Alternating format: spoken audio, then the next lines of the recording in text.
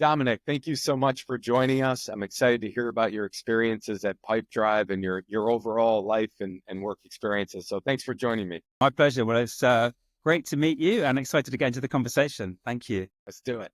And so I like to start off these conversations with trying to get personal, things that shaped you. If there are any stories that you'd like to share that maybe is the reason why you became CEO or wanted to become CEO. So any stories that significantly shaped you would be great to hear. Yeah, great. Well, let me share one kind of like formative experience for me, which is, I suppose, around the theme of self-awareness and feedback. Like many CEOs are kind of driven, strong characters. They tend to have a kind of a singular point of view. And of course, the risk of that kind of behavior is that you don't bring people with you and you're not really alive to other people's points of view. And so for me, I think one of the key themes in my career and my kind of personal development has been the importance of having the courage to embrace feedback, right? 360-degree feedback from your bosses, from your peers, as well as your reports. When I was at Google, I went through a really kind of like formative experience when I had a 360-degree report. And I'll be honest with you, right? There was some good news in there and also some quite kind of painful reading for me. And what I realized is that, my concept of kind of success had always been rooted in the perspective of an individual contributor. And I think that's very, very common because most people start their careers in individual contributor roles. So if you're a salesperson starting out your career, the KPI is, are you selling more or less? Like, are you on target? And in most environments, there's clearly like a stack rank and a standout kind of like salesperson. That was where I had come from. And what I realized through feedback is that in order to really develop as a leader, you have to move from that kind of self-serving individual contributor perspective to one of enabling others, right? Because ultimately what most leadership and people management roles are about is bringing the best out of other people. And so that switch, right, from being an individual contributor and looking out for your own success to being the guardian of other people's success, to focus on how you can set them up to produce results, for me was a really formative experience. And it was enabled by some really tough feedback that I was lucky enough to get from my peers. And my experience has been that for executives, as they're developing, if they're not willing to go through that experience of subjecting themselves to kind of like piercingly honest feedback and to developing that self-awareness, it's a gating factor. Like ultimately, I think most successful leaders are a composite of their strong innate capabilities and skills, and then a bunch of learned behaviors, right, which are enabled by understanding where your weak spots are and where your blind spots are and learning how to pay for those. How did you deal with the maybe blow of someone giving very direct feedback and take time to be able to easily absorb those things or, maybe with less sting, be able to absorb those things? I think it's probably true that if it isn't painful, it probably isn't working. Because if you only ever get positive feedback, like where's the development in that, right? And it's probably unlikely that any of us, come out of college or university as the finished article. And so I think firstly, it's important to accept that it's like, development and growth. It involves change. It is likely to be painful. I mean, in terms of the ego blow for me personally, I kind of made a conscious decision to kind of bring some grit, right, and determination and resilience, and to really look the feedback in the eye, to really be honest with myself about, what are the things I was good at and where was I not showing up well, and then to be really clear about how to change that. I've been lucky enough since really about 2004, 2005, to have been working with a coach who's been a constant presence in my career development and has really helped me work through stage after stage of feedback, self-reflection and development. And that's a really helpful way of getting outside of your own head and having a third party help you kind of see the wood for the trees and remove the risk of like ego and emotion, right, getting in the way of what often is a fairly kind of straightforward insight or like development objective. Going back to the grit and resilience, is there something before your professional career that you think you could point to where that was built? Well, it's a good question. I think the answer is, people always talk about, is it nature or nurture? Yeah. When I think for me, it's probably been a bit of both. So I think like by nature, I'm probably, I'm kind of like a driven individual with a lot of ambition. Some people don't like the Myers-Briggs methodology, but on Myers-Briggs, I show up as an ENTJ, which is the kind of think bigger, move quickly characteristic. Some people use colors preferences, and on that, I'm like a red. I've got like director energy. So I think there's definitely a degree of like innate motivation. I think at the same time, the reality is as I've kind of moved through my career and have been in different environments, I've always kind of sought out roles that would give me additional responsibility. I've always been someone to kind of put my hand up and take on, the second string or the extra project. And I've been lucky enough through my career. I started in a startup. I spent time at The Economist, Google, more recently Intuit, and now, of course, Pipedrive. I've been lucky enough to be in environments where there's been a lot of disruption, where creativity has been at a premium, and to be able to work with, managers and in teams that have given me the space to kind of occupy new remits, to take up new challenges. And also, let's face it, right, to kind of fail as you go as well, because you're not always going to get everything right first time. And so how about the flip side of that? So you've had these very formative and important experiences of, feedback that's not always great, but you grow from it. You handle I'll just call it the ego hit, and you turn it into a positive. What are things that have happened positively and you told yourself like, well, I'm pretty good at this business stuff or whatever function you're in general building of confidence that makes you go, I could be CEO. Yeah, it's a good question. So I think if I take a step back and think about the factors for success and, the kind of the common elements of, progress, I think firstly, you have to have a degree of ambition. I think secondly, you need to be really, really clear about your goals. And then thirdly, you need to work hard. So it's a bit of a cliche, but, there's a saying, it's like 1% inspiration and 99%, perspiration. So if you apply those principles, I think what I found is that some things are easier and some things are harder. But if you're very clear about the job in hand and you're focused on being the best you can be in your current role and in any second string projects, then that success will create its own opportunities for you. So, I mean, a good example would be when I was at Google, I was lucky enough to take over from a colleague of mine a project called Squared, which was an online training initiative for clients and media agencies of Google's advertising product. Working with a brilliant team, we were able to take Squared from a small in-person course in the UK to a course that was rolled out across multiple markets through the world, and actually then ended up scaling into an online proposition as well. I mean, that's a good example of how if you kind of, seize the opportunities in front of you, like think big and you're not afraid to like kind of disrupt and scale, you can actually do big things, right? In that case, I think it was probably like a 2 or 3 year scale up journey. It started when I was in the UK and then completed when I was in Hong Kong as well. And what you find is that when you're successful in those projects, when you seize the initiative and you make big things happen, that then builds confidence and you also get followership. When I was at Google, Larry Page used to say, it's actually easier to do big things than small things because it attracts the best people. And so when you set those bigger, ambitious goals and you can attract and inspire brilliant people to help you get those things done, you get this virtuous upcycle of confidence, ambition, and scope. And so then over your career, you can scale up from, kind of smaller domains and palettes into larger global projects that can really, change lives for, in the case of Squared, I think now tens of thousands of people around the world have been through that training course. And every now and then, when I talk about Squared, someone will come to me and say, oh, I actually did that course, 5 or 10 years ago, and it changed my life.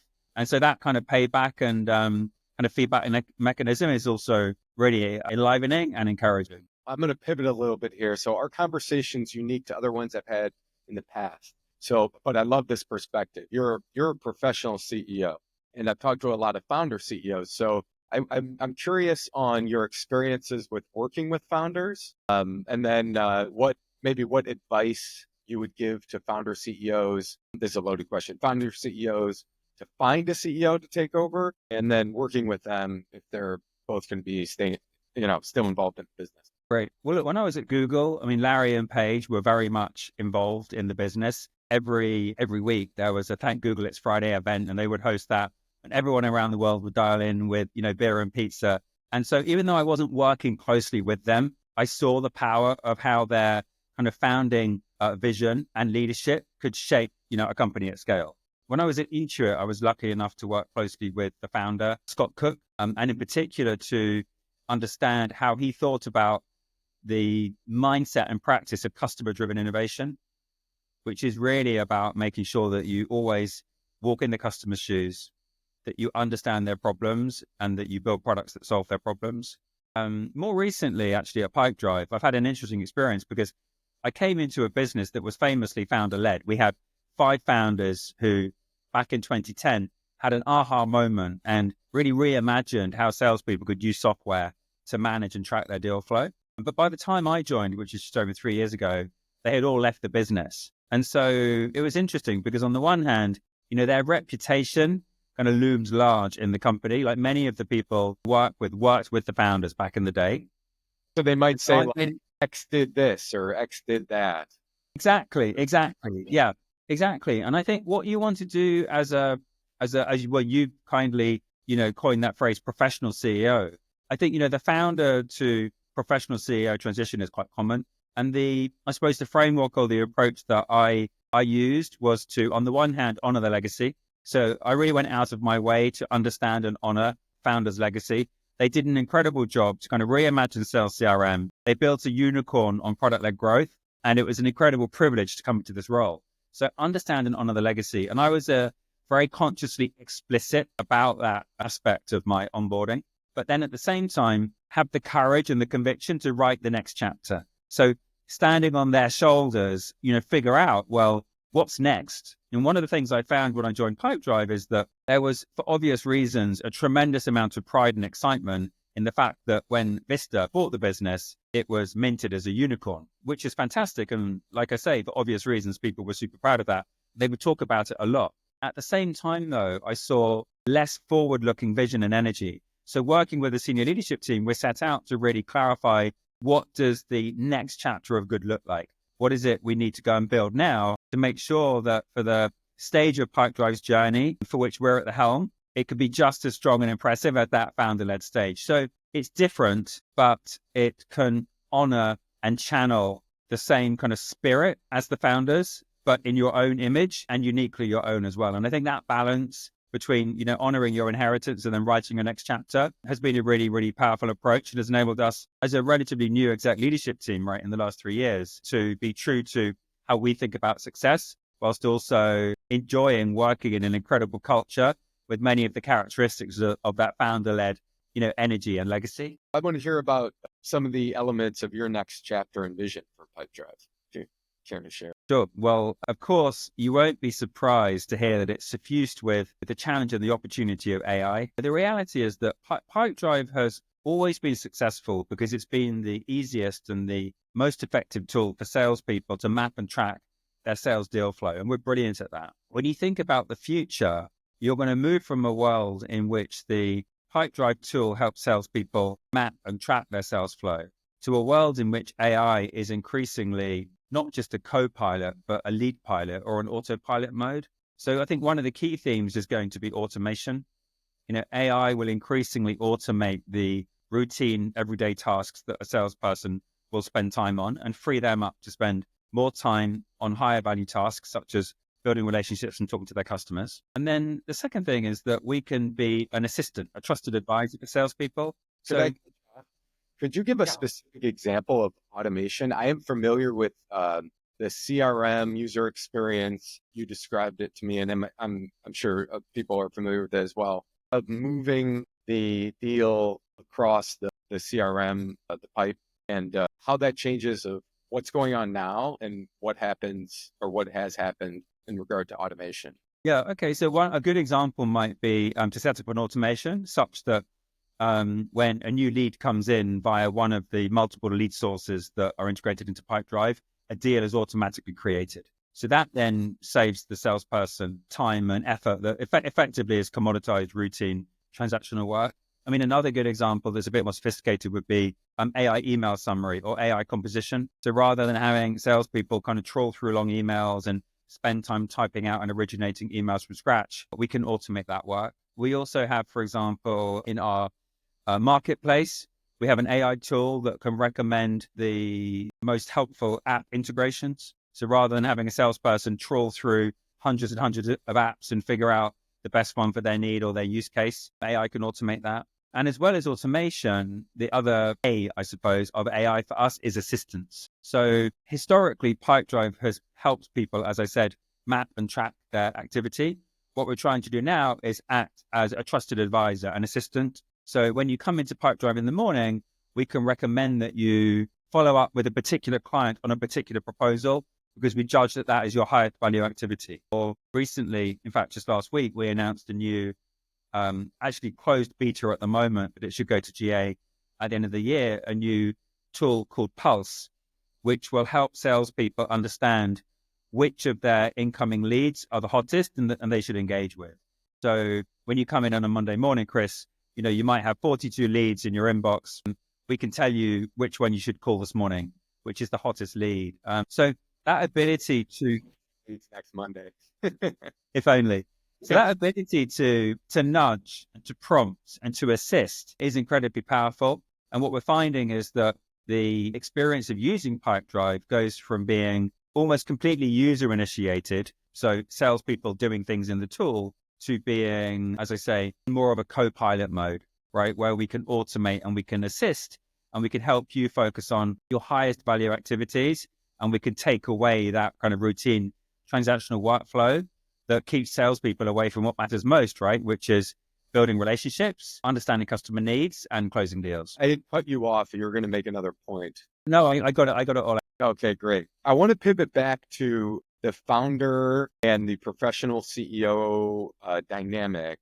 I was curious on what your advice would be to a founder on finding a professional CEO to help take their company to the next level. That's a good question. Well, I think you're looking for a number of things. So, the reality is that founders bring something special, right? They normally bring a powerful and compelling vision. Often that will involve a degree of disruption. It will involve a degree of change. It will involve a degree of energy and resilience that their passion is powering, and the ability to get through tough times. And so all of those things bring incredible power. But as a company scales up and professionalizes, many founders will recognize that it's helpful to bring someone in to take their vision to the next level. And I think that involves a degree of self-awareness and humility, things I spoke about already. So I think number one, make sure that you are willing to kind of hand over the reins, right?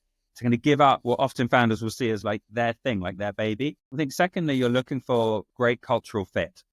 Once again, in the image of founders, many startups moving through into scale up mode, they have very distinct cultures. Even though I've worked in a couple of very kind of famously people-led strong cultures such as Google and Intuit, when I came to Pipedrive, I saw that founders had created something really, really special in terms of culture. And I've really tried to respect and nurture very distinct culture. So I think cultural fit is key. And then I think thirdly, you're looking for a balance between skills and experience in your relevant domain, such that people can come in and be kind of constructive and productive in your particular segment and company, but with enough independence to kind of challenge the status quo and to disrupt, such that the company can go up, to the next level. And I think sometimes that means, leaving behind, practices, tools, platforms and mindsets. And, founders have to let go. They also have to have, incoming CEOs that have got really the courage of their convictions. They were willing to make change. And so, when I came into Pipedrive, I was very, very clear with my team that there were some things I loved. So incredible culture, incredible product-led growth, incredible technology platform and capability. But we needed a new vision. We needed to rebuild the leadership team, and we needed to reboot marketing.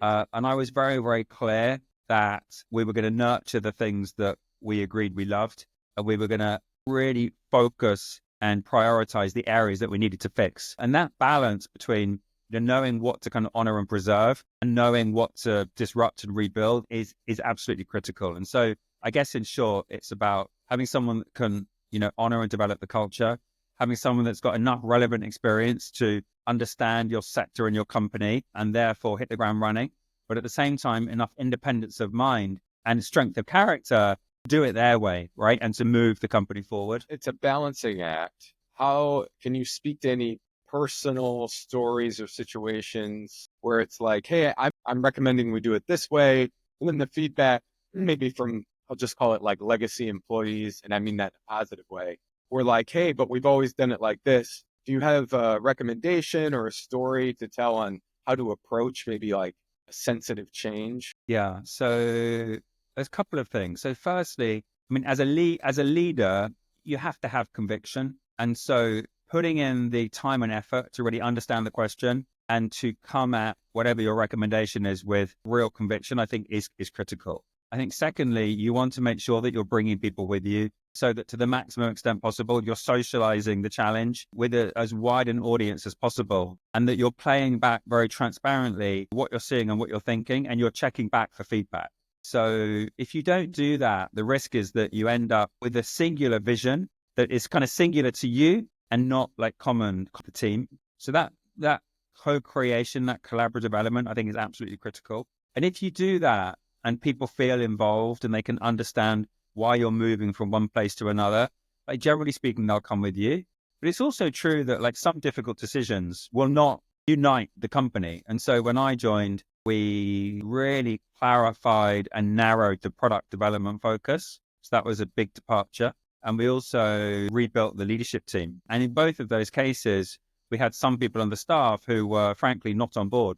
And I think that's okay. I think, it's okay to have some people unsure or sitting on the sidelines, and it's a common mantra, right? You have to get to a point of like disagree and commit. And at that stage, people either get on the bus and will move forward, or sometimes they'll vote with their feet. And I think as you're taking businesses in new directions, you have to be comfortable with a degree of friction and accept that whilst you can do your best to bring everyone along for the ride, some people will cap out in terms of their job cycle. Some people will not share the passion or the energy you have for the next chapter. And in that sense, I think the team kind of finds its own level. And you also have to be comfortable seeing the culture develop, in line with your new vision and your new strategy, and allowing, new leaders and new focus areas to kind of find their place in the organization and to replace or displace existing cultural artifacts or in particular memes around like, this is the way we do things around here, right? You have to be comfortable disrupting and breaking some of those presuppositions or very, very strong context anchors. I just want to touch on conviction, and I think it's connected to confidence. How have you, built your confidence and built your conviction in things? Is it your preparation? How do you stay at the top of your game? Yeah. So for me, it's really about making sure that you can take the time and space to think things through for yourself. And so I think as a leader in particular, you have to originate your own perspective on key challenges or questions. You have to take the time to really consider and assess, all the information at hand and to come to a clear point of view. And then you have to blend that with humility and the ability to listen and to co-create with others. And so that balance between thinking things through for yourself, like originating a point of view, and then finding forums in which you can creatively share that with others and help them make it better, help them maybe fill in a blind spot or correct you on an error or a misapprehension, can be really, really powerful. And I think that the conviction, therefore, the grit, the resilience comes from a sense of being really, really grounded in the fact set, in the context, and having co-created with your team a strong point of view. And as we've done that through the last 2 or 3 years of Pipedrive, and we've been through different waves of team development, product development, and then commercial development, we have been able to bring the team, be clear about what we stand for and bring the team with us. It's also true that as things change around you in the environment, and as time moves forward and you make progress, there may be times you need to pivot. Maybe times you made a bad call, or you actually need to be honest that you misjudged something. And I think that's okay too. To creating a sense of like authentic honesty and being able to be clear about, when you've changed your mind and why you've done that, I think also creates a healthy culture and builds trust with your team over time. Because if they can see and they can really feel and believe that you're coming from a place that's honest and authentic, then that trust, I think, gives you a lot more space and kind of room to maneuver with your team. Yeah, they give you grace when you're yourself. Exactly. Yeah, I love that. Yeah, and but I want to actually ask about that.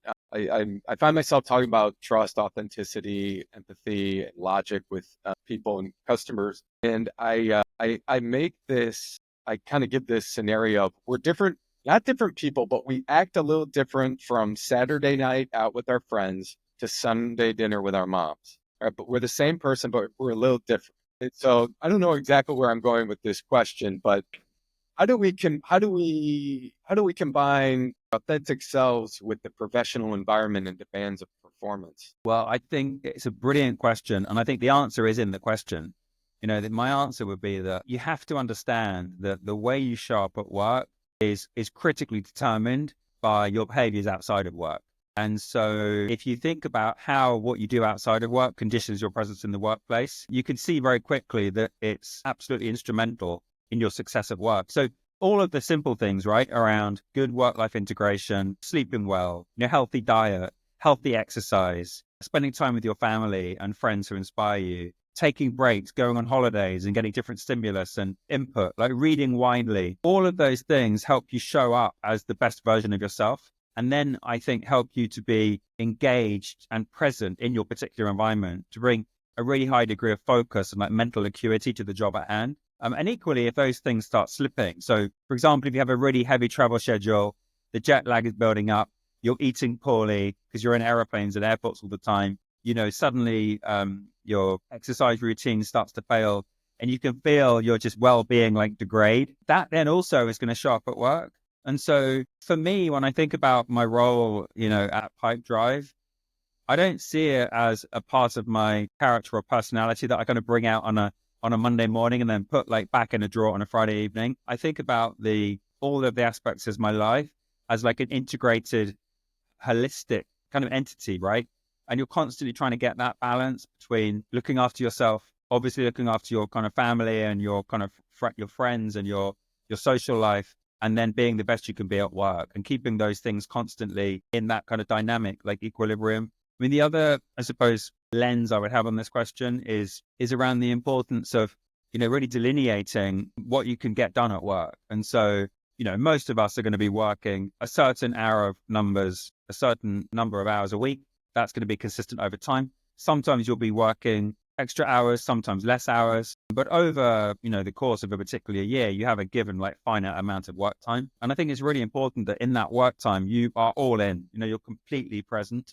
But I think in order for that to be true, when you're not at work, you have to have the time and the space to reboot and recharge. And that is actually almost more important than the work that you do, because that recharge element, particularly in the world now that we live in, which is always on, right? Like we've got 24/7 online stimulus. I mean, you could be scrolling and watching and listening and surfing all day, every day, right? But if you don't take the time out to look after yourself and reboot, you can quickly degrade. And I think for me, like one of the things I aspire to and encourage in my team is what I call like sustainable high performance.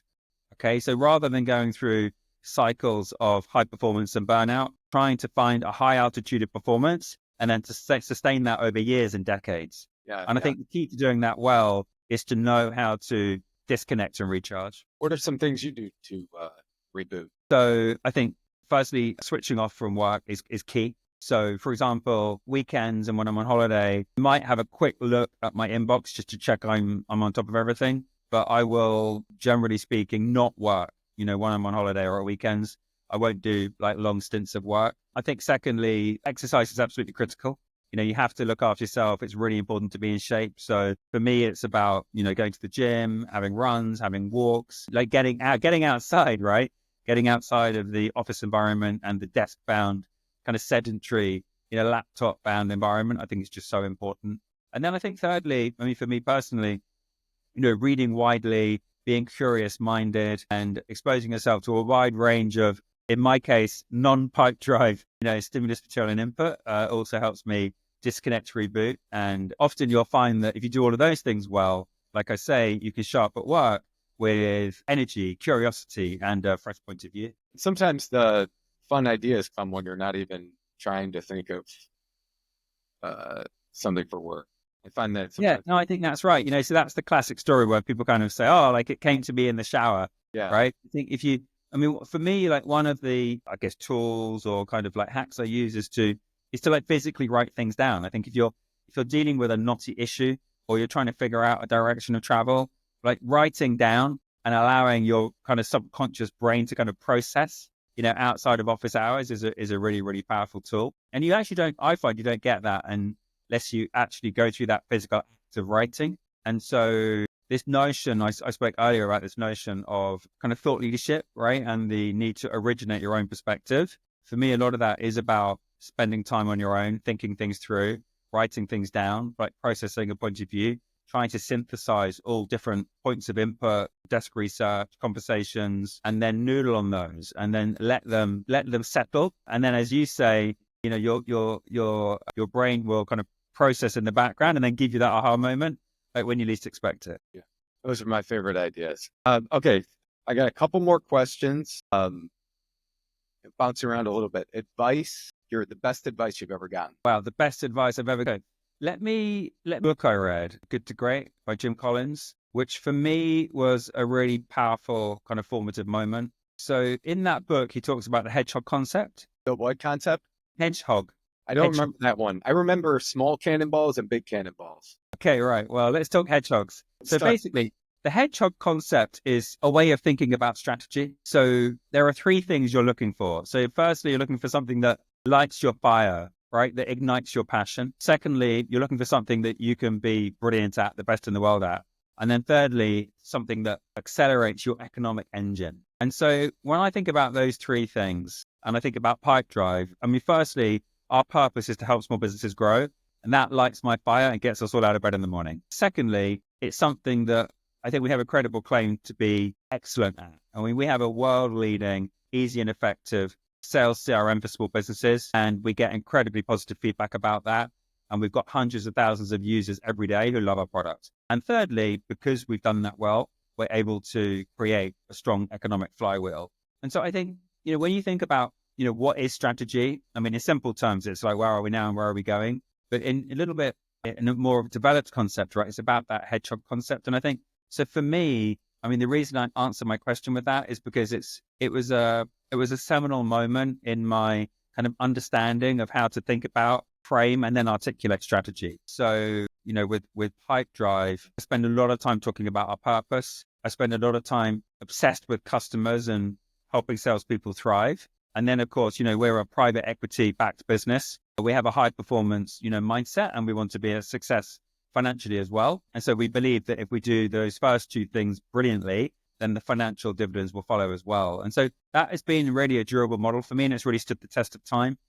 He also talks in that book about level 5 leadership and the power of fierce resolve and resilience. And so even though I mean, that book now must be 25 years old now, but I think it's got a lot of really powerful but durable lessons. And so I still go back to that. If I'm ever kind of struggling to kind of get a handle on something or think things through, I'll often go back to some of my, you know, like favorite books or frameworks and use those to help me, as I said earlier, like think things through from first principles. Next is artificial intelligence from the perspective of like social impact. If you have an opinion on maybe how it should be regulated or should it, you know, that type of stuff, just very high level AI. Yeah, look, I mean, I think for me, when I think about AI, I was really taken by how, I think it was the beginning of last year, right? We had this kind of AI moment where AI went mainstream with ChatGPT. I mean, overnight, we went from AI being a slightly kind of obscure conference topic for technology companies to like everyone's doing it. And we did a survey recently and we found that half of our respondents are using ChatGPT on an everyday basis. And that's a new behavior, right? I mean, 18 months ago, that wasn't true. It's now commonplace, right? The conversational UI, like the answers engine framework, is now mainstream. We also found that nearly the same number, I think it was about 45% of respondents are using voice assistants as common, like everyday behavior. So I think we're going to see, like many technologies before, whether it was like desktop or mobile or cloud, I think increasingly it's just going to be the way people live their lives, and AI will suffuse and empower how people get everyday tasks done and how businesses serve their clients and fulfill their mission as well. I think more broadly, we're going to see spread of the conversational user interface. So if you think about your experience of ChatGPT and that conversational like answers engine, I think that user interface will become commonplace across all domains. So imagine a consumer booking a holiday. Hey, like where should I go next summer? Give me some specific hotels. How much would it cost if I stayed in a room with a sea view. Could you book that for me now? You can imagine that just becoming commonplace. And so increasingly, the manner in which consumers and also business people consume products and services will be in that conversational answers engine framing. And I think that's going to be really, really profound as software will evolve accordingly. And all of the process will kind of happen in the background, and increasingly the experience will be automated. And I think that's going to be really, really profound. Everyone has an assistant. Exactly. Well, exactly. That's it. And I think I've heard people liken ChatGPT to having 10 insanely smart PhD students. Yeah. You'll beck and call 24/7. And I love that analogy. But it's interesting how effortlessly it's become mainstream, right? I think ChatGPT now is a tool that everyone's comfortable using. I open it every day. It's just part of how you live your life now. Far left of my tabs. Exactly. So last question. A CEO that you look up to. Good question. So I spend a lot. So I've been privileged through my career to work with a lot of inspiring leaders and CEOs. I spend a lot of my time, thinking and kind of reading and kind of consuming, articles and books and podcasts about leadership practice. So I'm a big fan of, for example, the Kleiner Perkins Grit podcast. I recently listened to an interview with Nikesh Arora at Palo Alto Networks. I think he's done a brilliant job at Palo Alto to build out that proposition, to kind of scale that company through organic growth and inorganic growth as well, to bring in a new generation of product leaders from the companies that he's bought in order to lead the next generation of development. I worked with Nikesh at Google.